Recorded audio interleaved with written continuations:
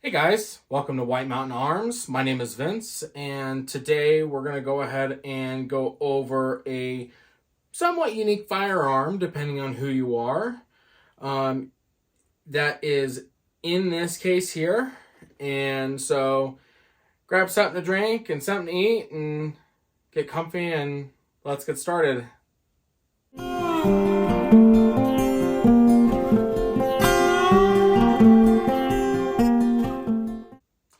All right, another week, another rifle. So, what do we have for today?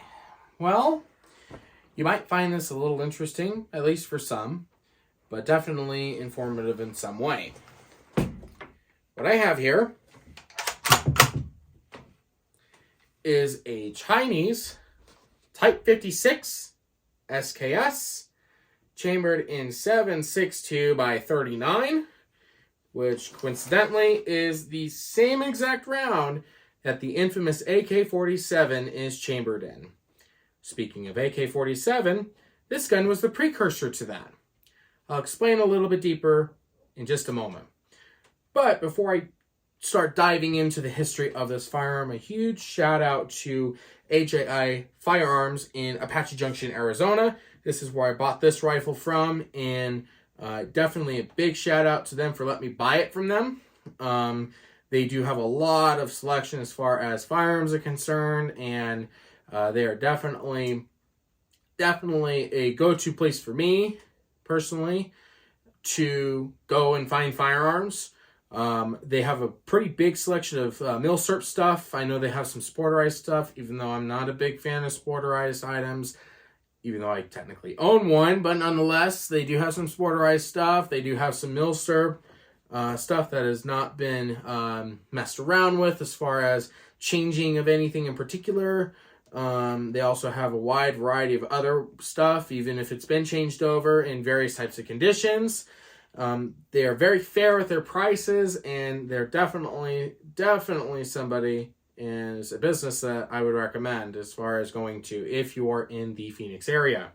They are located in the eastern part of the Phoenix area, so a little ways away from downtown Phoenix, but they are still really good nonetheless, and they still have quite a bit of selection as far as military surplus rifles and even modern rifles and handguns too. They're very fair with their prices as far as the military surplus rifles, and they definitely are some place that I like to go to as far as finding different things. And no, I am not paid to say this, and I absolutely mean it. I am not paid to say any of this. It's one of the places I like to go to as far as when I go down to the Phoenix area to visit my family or anything in particular. If I'm just going down there to have fun with my wife and my baby, I'll usually stop by to go see what they have. So, huge shout out to AJI Sporting Goods in Apache Junction. They definitely get a recommendation from me. I will definitely have a link to their website down in the description below so that you can go ahead and check them out. I don't think they post their inventory online, but they should have some more information about them in general, okay? Nonetheless, let's get back to the SKS rifle.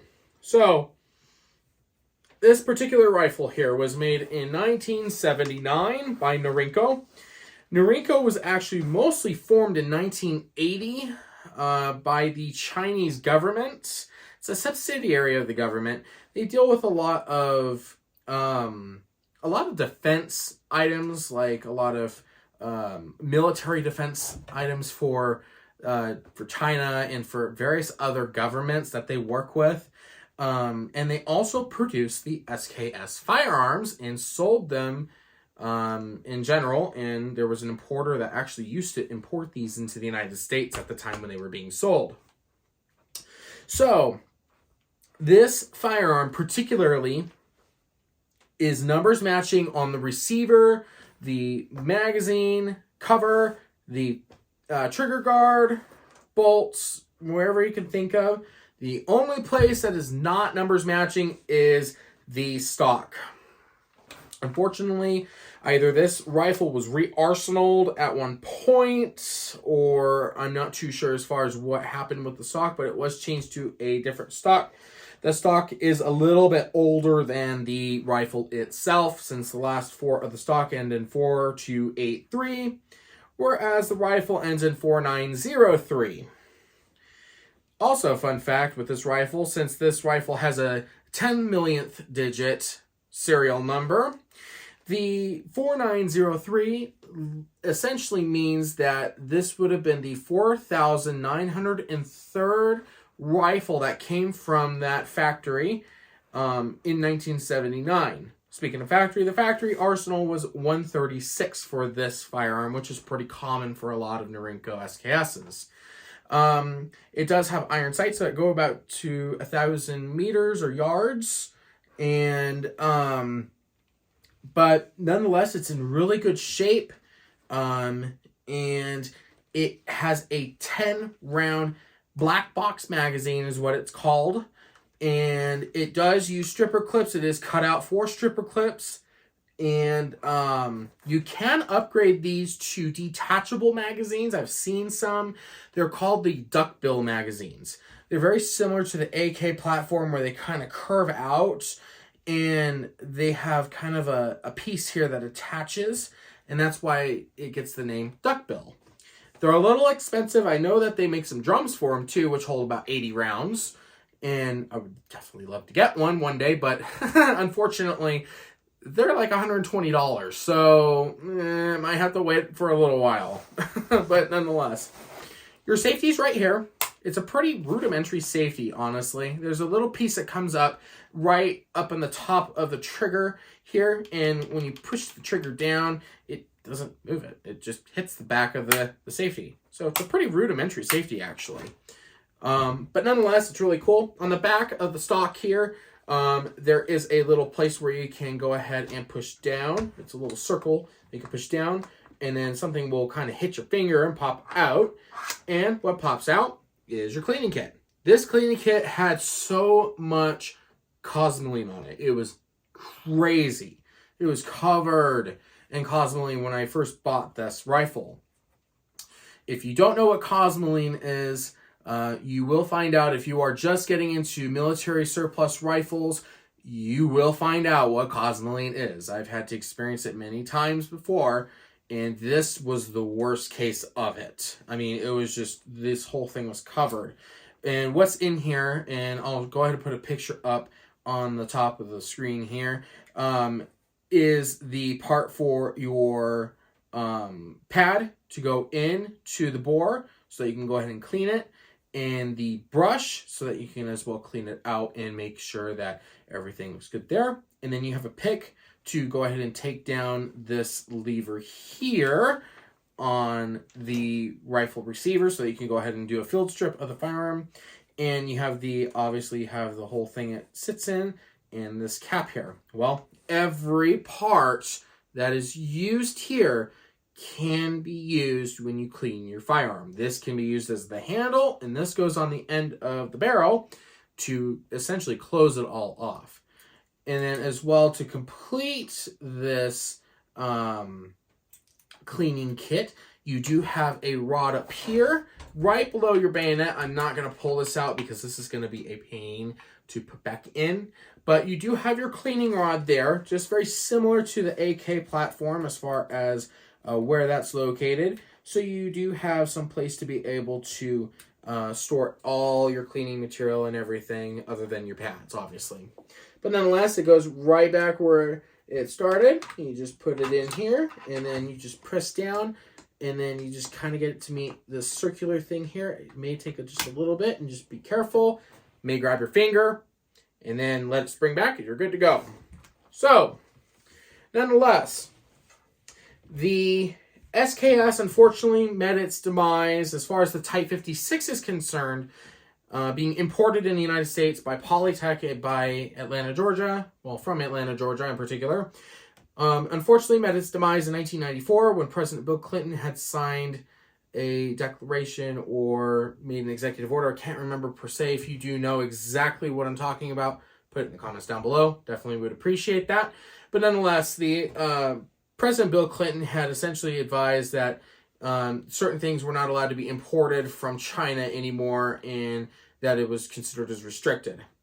This unfortunately fell into this. So unfortunately, the Polytech would have to stop importing SKSs, and essentially the new SKSs had dried up as far as being available. But nonetheless, it's good that we still have a used market for them. They're kind of common. They're not too common, but they're common.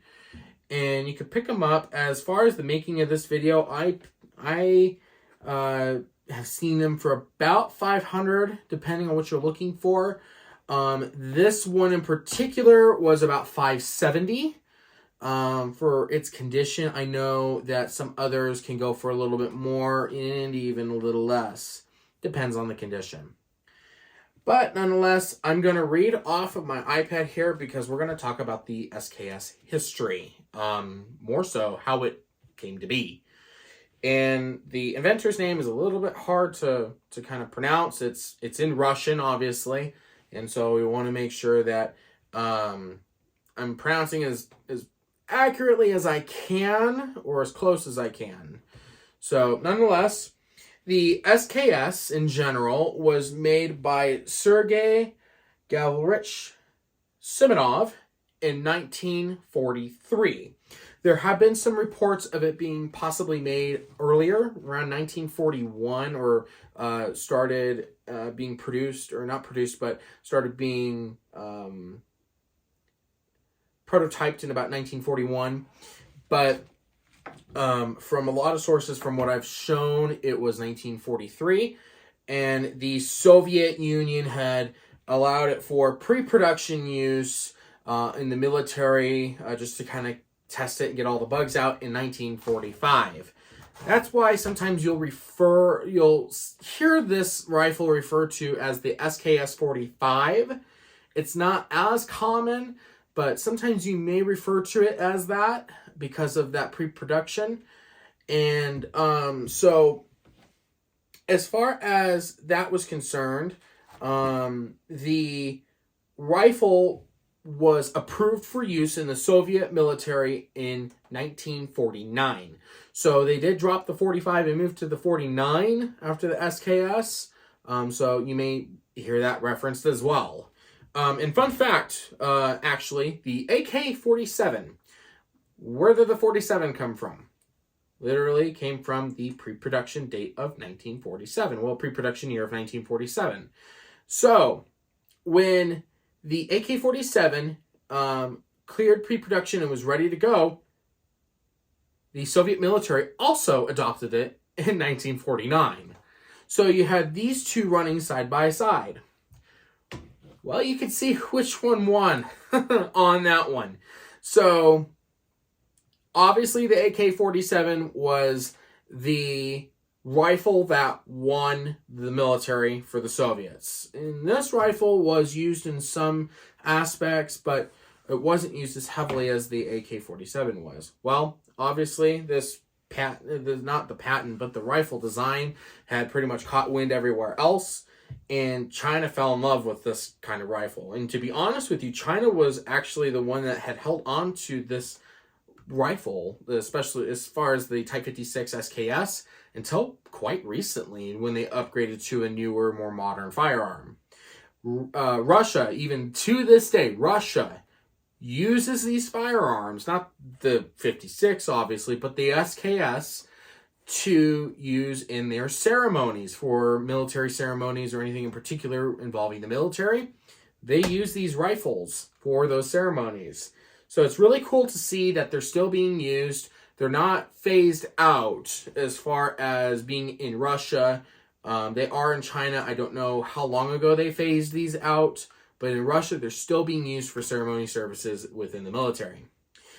As far as other variations, there are some variations that are essentially of this design. It was pretty much common for Soviet satellite countries to, well, satellite states, if you want to be more correct, to use designs of firearms. It's just, that's the way it usually is. Sometimes they make them better than the original, sometimes they don't. But The Type 56 was one of those as far as the design usage that was borrowed from the Soviet Union to make the Type 56. And the Yugoslavian, I believe it was the M59 that was built off of this platform as well. I know that Vietnam also had the SKS. I don't know if there was anything specific on the SKS. I know Forgotten Weapons has a video on the North Vietnamese SKS. Definitely check him out. Very informational. But other Soviet satellite states or countries did use this design. I can't think of any other names as of right now, but the Yugoslavian M59 was one that was pretty common. If it wasn't Russian, Chinese, it was Yugoslavian. Nonetheless, like I said, it takes the 7.62 by 39, which is the same round as the AK-47. Pretty much that big. And they're very common rounds. Very, very, very, very, very common. I mean, I paid $18 for this box of brass ammo. And it's funny because when I went and picked up this rifle, the shop had a bunch of 20-round 7.62 by 39s in paper boxes, like kind of like the old school military paper, where they kind of wrap them up. And they were from Russia, and they were $12 a box. But, I mean, they are steel cased. I'm not a big fan of steel cased. I don't really like running it because it's a 50-50 chance with it getting jammed or not. But that's my personal opinion and my take, because I've used steel casing before and I'm not a very big fan of it. But nonetheless, you can get this ammo really cheap for this rifle. It's so cool to see that. And, you know, you can still use this from time to come as long as the AK platform is really popular. But nonetheless, the rifle, as far as history is concerned, that's pretty much all there really is with the history. This rifle is really, really cool and really, really interesting. Another thing I guess I could say is with the bayonet here, all you have to do is just pull it out and then kind of lift down, and then you just lift forward and out, and then you got yourself a bayonet right there. With this bayonet, on the Type 56, it has a barbed bayonet. There are two different types of bayonets for the Type 56 and the SKS. There's a barbed bayonet here, and there's also a bladed bayonet. If you see the barbed bayonet, more than likely it was sold for commercial use. The military's never deployed these firearms with a bladed bayonet. That was just something that, I apologize, the barbed bayonet here, that was just something that they didn't do. And they did use the bladed bayonets, though, in the military. So that's how you can kind of quickly differentiate, hopefully, as long as everything's numbers matching, which one was used in the military and which one was commercial. But nonetheless, and then as well, they did stop making the SKS in general at the Tula plant. That's where a majority of the SKSs were made in, at least in Russia, in 1958. So that's when they did stop production on these rifles, at least in Russia. It was at the Tula plant. That was the last plant to make the SKSs. Nonetheless, that is all I have for today. I hope this video was informative in some way. Unfortunately, I haven't shot this firearm yet, so I'm not able to give you any sort of feedback on how it's working, and what are my likes and dislikes, and any sort of targets that I could be able to provide. Hopefully I get to be able to do so soon, since this is a newly acquired firearm. So definitely I'll make sure to update you guys in the comments as far as how the shooting experience is with this rifle, because I'm definitely eager to shoot it. Nonetheless, if you like this video, give it a thumbs up. That definitely helps with getting the video out to people that may or may not be interested in firearms. As well, if you definitely like me and you like me babbling and explaining on as far as firearms are concerned, or just about anything with firearms, new, old, don't matter what it is with firearms, subscribe to me. There's always going to be a video. I'm going to try to make a video every week on Thursdays so we can make sure that it gets out to you, or at least be able to view on Friday morning at the very latest. But at least once a week, I'll make sure to get a firearm in regards to something about firearms in general. But I'll make sure that we get a video out to you every week as far as firearms are related, and making sure that you can be able to stay up to date on that. Nonetheless, like I said, subscribe, like the video. If you can support me on Patreon, definitely do so. Definitely follow me on X. I'll try to be posting there. I do, have a lot to do, but I'll try to post as much as I can.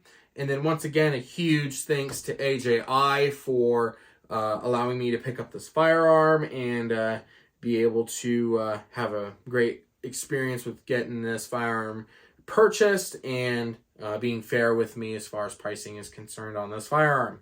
But nonetheless, that's all I have for today. And until next time, or well, essentially next week, take care, guys.